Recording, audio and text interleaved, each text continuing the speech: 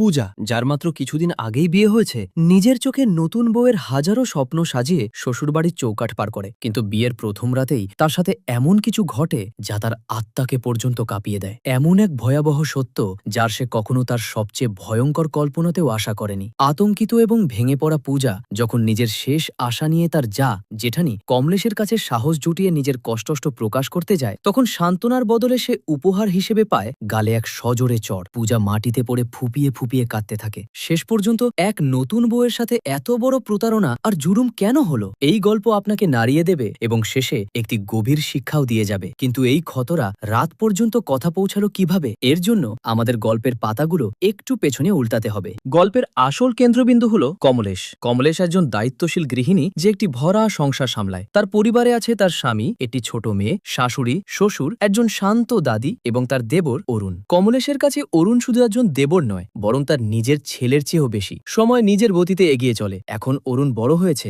এবং পুরো পরিবার তার জন্য বিয়ের সম্বন্ধ দেখতে যাচ্ছে। যে মেয়েটিকে দেখতে পুরো পরিবার যাচ্ছে তার নাম পূজা। ইংলিশ অনার্সে বিয়ে করা পূজা নিজের কথা এবং আত্মবিশ্বাসে সবার মন জয় করে নেয়। সে যখন নিজের মিষ্টি গলায় একটি ইংরেজি গান গেয়ে শোনায়, তখন যেন পুরো পরিবার তার উপর মুগ্ধ হয়ে যায়। অরুণ তো তাকে দেখা মাত্রই নিজের মন হারিয়ে ফেলে। কিন্তু এই পুরো ঘরে একজন মানুষ এমন ছিল যার মুখে খুশির বদলে ছিল এক দ্বিধা। কমলেশের পূজার এই মজান এবং স্পষ্টবাদী স্টাইল একদমই পছন্দ হয়নি। কিন্তু অরুণের খুশি এবং তার জেদের সামনে কমলেশকে মাথা নত করতেই হয়। মন থেকে না চাইলেও সে এই সম্পর্কের জন্য সম্মতি দিয়ে দেয়। সেই দিনই চট মাংনি পট বিয়াহের মতো ধুমধাম করে রিং সেরেমনি হয়ে যায়। পূজার আঙুলে অরুণের নামের আংটি শোভা পায়। কিন্তু কেউ জানত না যে এই খুশি ছিল মাত্র এক রাতের অতিথি। পরের দিন সকালে কমলেশ তার শাশুড়ির সাথে অটো করে কোথাও যাচ্ছিল। হঠাৎ রাস্তায় তাদের নজর পড়ে একটি বিশাল ভিড় এবং শোরগোলের ওপর। কিছু মানুষ রাস্তায় প্রতিবাদ প্রদর্শন করছিল। তখনই ভিড়ের মাঝে কমলেশের নজর এমন এক চেহারার উপর পড়ে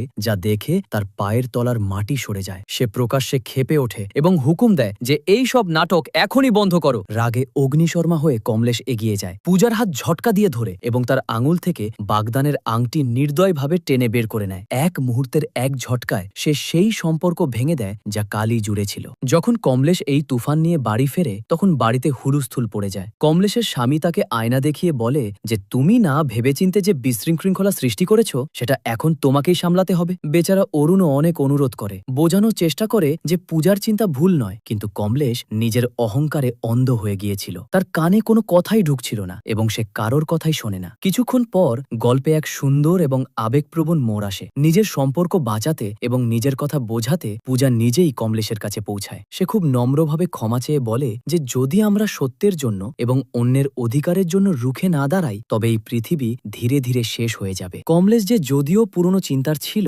কিন্তু মনে পরিষ্কার হওয়ায় পূজার কথার গভীরতা অনুভব করতে পারে। তার মন গলে যায় এবং সে হেসে বলে যে আমার কথা বুঝতে একটু দেরি হয়, কিন্তু যখন একবার বুঝতে পারি তখন আমি সত্যের স্বাদ কখনো ছাড়ি না। এই বলে কমলেশ পুরো সম্মানের সাথে সেই আংটি আবার পূজাকে ফিরিয়ে দেয়। অবশেষে সানাই বাজে এবং অরুণ ও পূজা বিবাহের বন্ধনে আবদ্ধ হয়। কিন্তু বিয়ের এই চাকচিক্যের মাঝে এক সমস্যা লুকিয়েছিল। বিয়ের দিন পূজার শরীর খুব খারাপ ছিল। প্রচণ্ড জ্বর এবং গায়ে ব্যথার কারণে তার অবস্থা ছিল নাজেহাল। বিয়ের ৭ পাকের সময়ও সে ওষুধের সাহায্যে কোনো মতে নিজেকে দাঁড় করিয়ে রেখেছিল। বিয়ের আচার অনুষ্ঠান শেষ হওয়ার পর আসে সেই রাত যাকে প্রত্যেক নতুন বউ তার জীবনের সবচেয়ে সুন্দর রাত মনে করে, বাসর রাত। অরুণ ঘরে আসে এবং কিছু আনুষ্ঠানিক কথার পর সে পূজার কাছে আসতে শুরু করে। পূজা যে ব্যথা এবং জ্বরে ভেঙে পড়ছিল, খুব স্পষ্ট শব্দে অরুণকে বলে যে আমার শরীর খুব খারাপ, আমার খুব জ্বর আর সারা শরীর ব্যথায় ভেঙে যাচ্ছে, প্লিজ আজ আমরা কিছুই করব না। কিন্তু অরুণের ওপর যেন লালসা আর স্বামী হওয়ার অহংকারের ভূত সওয়ার ছিল। সে পূজার একটি কথাও শুনল না। পূজার ক্রমাগত আকুতি, কান্না এবং মানা করা সত্ত্বেও অরুণ নিজের পুরুষত্বের অন্ধ নেশায় তার সাথে জবরদস্তি করে। নতুন বউয়ের সেই সোনালী স্বপ্নগুলো ওই বিছানাতেই নির্মমভাবে পিষে ফেলা হয়। সকালের আলো ঘরে আসে, কিন্তু পূজার দুনিয়ায় চিরতরে অন্ধকার নেমে আসে। সে ব্যথা আর ট্রমার কারণে শুধু কেঁদে চলেছিল। অরুণ তাকে চুপ করানোর চেষ্টা করে, যেন খুব সামান্য কিছু ঘটেছে। সে খুব অধিকার নিয়ে বলে যে আরে আমি তোমার স্বামী, এটা তো আমার অধিকার, বিয়ের পর তো এসব হয়ই। এটা শুনে পূজার ভেতরের কষ্ট এক আর্তনাদ হয়ে ফেটে পড়ে। সে ডুকরে কাঁদতে কাঁদতে অরুণের চোখের দিকে তাকায় এবং বলে যে অধিকার নয়, তুমি আমার রেপ করেছো। এই শব্দ শুনে অরুণ থমকে যায়, কিন্তু নিজের জঘন্য কাজের জন্য লজ্জিত হওয়ার বদলে তার পুরুষত্বে আঘাত লাগে। সে রাগে ফেটে পড়ে বলে যে যদি তোর মনে হয় আমি কিছু ভুল করেছি, তবে যা বাইরে গিয়ে চিৎকার করে সবাইকে বলে দে। এই বলে সে নির্দয়ভাবে পূজাকে ঘর থেকে বের করে করে দেয়। কাঁদতে কাঁপতে কাঁপতে পূজা যেমনই ঘর থেকে বাইরে আসে তার নজর উঠানে দাঁড়িয়ে থাকা কমলেশের ওপর পড়ে। কমলেশ বাড়ি এবং পাড়ার কিছু মহিলাদের সাথে কথা বলছিল। পূজার কানে কমলেশের কথা পৌঁছায়,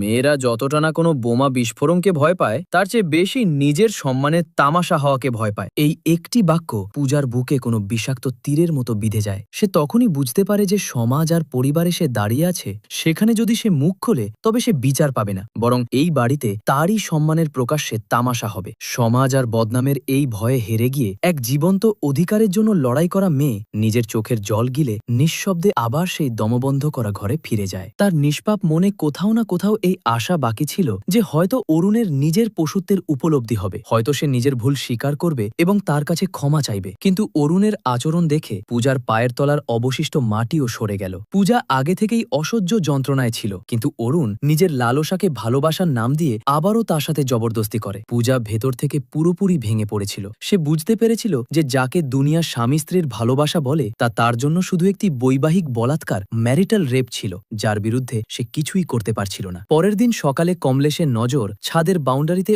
উদাস হয়ে দাঁড়িয়ে থাকা পূজার ওপর পড়ে। পূজার চোখের শূন্যতা আর তার শান্ত মুখ দেখে কমলেশের বুক কেঁপে ওঠে। কমলেশের বারবার জিজ্ঞেস করা সত্ত্বেও পূজা রাতের সেই ভয়াবহ সত্য বলেনি। কমলেশ বুঝতে পারে যে কিছু একটা খুব খারাপ হয়েছে এবং সে বেশি প্রশ্ন না করে পূজাকে তার বাপের বাড়ি রেখে আসে। বাপের বাড়িতে পৌঁছে পূজা ভেবেছিল যে হয়তো পৃথিবীতে একজন মাই আছে যে নিজের মেয়ের কষ্ট বুঝতে পারে। সে নিভৃতে নিজের মাকে গত রাতের সমস্ত সত্য এবং অরুণের পৈশাচিকতার কথা বলে দেয়। কিন্তু যে জবাব তার নিজের মা দিল তা অরুণের পৈশাচিকতার চেয়েও বেশি ভয়াবহ ছিল। মা তাকে বুকে টেনে নেওয়ার বদলে বুঝিয়ে বলল যে স্বামী স্ত্রীর মধ্যে এসব তো হয়েই থাকে, বিয়ে যখন করেছ তখন এসব তো মানিয়ে নিতেই হবে, এতে না বলার কি ছিল, এ দিয়েই তো পরিবার আর বংশ এগিয়ে যায়।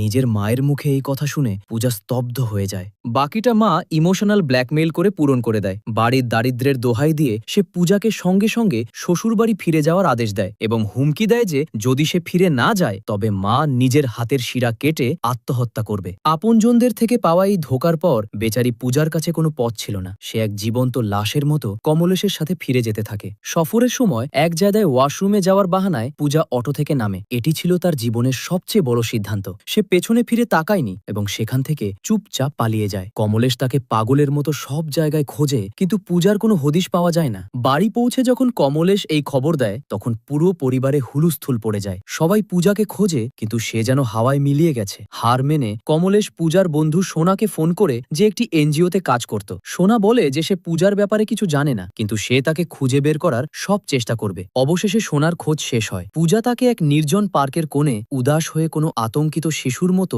বসে থাকতে দেখা যায়। যখন কমলেশ সেখানে পৌঁছায় তখন পূজা সাহস জুটিয়ে অরুণের সেই ভয়াবহ রাতের সমস্ত পৈশাচিকতা এবং সত্য কমলেশের সামনে উগরে দেয়। কিন্তু বছরের পর বছর অরুণকে নিজের ছেলের মতো লালন পালন করা কমলেশের অন্ধ বিশ্বাস সত্যের চেয়ে ভারী হয়ে যায়। সত্য শোনার বদলে কমলেশের অহংকার ভাঙে এবং সে রাগে এসে পূজার গালে এক সজোরে চড় কষে দেয়। সে চিৎকার করে এবং পূজাকে প্রায় টেনে হিঁচড়ে আবার সেই কয়েদখানায় নিয়ে আসে। গিয়ে লেডি ডাক্তারের সাথে কথা বলে তখন ডাক্তার যে সত্য জানায় তা শুনে কমলেশের পায়ের তলার মাটিই সরে যায় না, বরং তার পুরো অস্তিত্ব কেঁপে ওঠে। ডাক্তার ভারী গলায় জানায় যে পূজার সেই স্পর্শকাতর অঙ্গগুলোতে ব্লেড দিয়ে গভীর ক্ষত করা হয়েছে এবং প্রচুর রক্তক্ষরণের কারণে তার এই অবস্থা হয়েছে। এটি শুনে কমলেশ স্তব্ধ হয়ে যায়। সে সাথে সাথে নিজেকে সামলায় এবং বাড়ির লোকেদের বাড়িতে পাঠিয়ে দেয় এই বলে যে সে পূজার কাছে থাকবে। জ্ঞান ফেরার পর যখন কমলেশ পূজার পাশে বসে তখন পূজার চোখের জলে ডুবে সে তিতকুটে সত্য উগরে দেয় যা তাকে এই চরম পর্যায় পর্যন্ত যেতে বাধ্য করেছিল।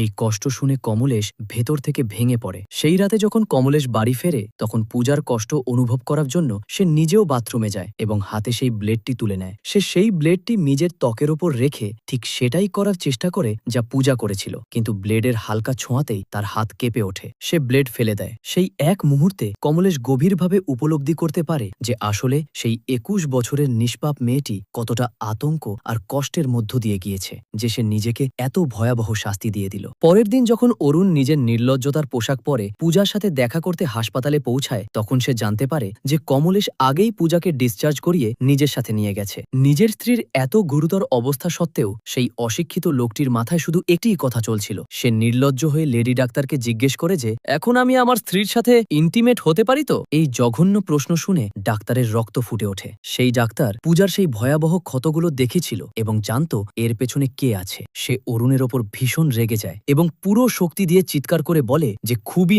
নীচ এবং জঘন্য মানুষ তুই, তোর মতো জানোয়ারদের তো গুলি করে মারা উচিত। সে তৎক্ষণাৎ সিকিউরিটি গার্ডদের ডাকে এবং অরুণকে ধাক্কা মেরে হাসপাতাল থেকে বের করে দেয়। এই সতর্কবাণী দিয়ে যে এই জানোয়ার যেন দ্বিতীয়বার আমার হাসপাতালের আশেপাশেও না দেখা যায়। পূজা যে নিজের চোখে বিয়ে এবং এক নতুন জীবনের হাজারো সোনালী স্বপ্ন নিয়ে এই বাড়িতে এসেছিল, আজ তার জীবন এমন এক ভয়ানক নরকে পরিণত হয়েছে যেখানে তার স্বামী তার সবচেয়ে বড় অপরাধী হয়ে দাঁড়িয়েছে। ভালোবাসা আর অধিকারের নামে পূজা যা সহ্য করেছে তা মৃত্যুর চেয়েও খারাপ ছিল। কিন্তু এখন যখন পূজা মৃত্যুর মুখ থেকে ফিরে এসেছে এবং সে সেই কমলেশের সাথে পেয়েছে যে কাল পর্যন্ত তারই বিরুদ্ধে দাঁড়িয়েছিল, তবে এখন আগে কি হবে? আপনাদের মতে এখন পূজার কি পদক্ষেপ নেওয়া উচিত? তার কি অরুণকে ক্ষমা করে দেওয়া উচিত, নাকি তাকে এমন শাস্তি দেওয়া উচিত যা এক দৃষ্টান্ত হয়ে থাকবে? এবং চ্যানেলটি সাবস্ক্রাইব করতে একদম ভুলবেন না, যাতে পূজার গল্পের পরবর্তী এবং সবচেয়ে গুরুত্বপূর্ণ অংশ আসা মাত্রই আপনার কাছে পৌঁছাতে পারে। দেখা হচ্ছে খুব শীঘ্রই গল্পের পরবর্তী ভাগে।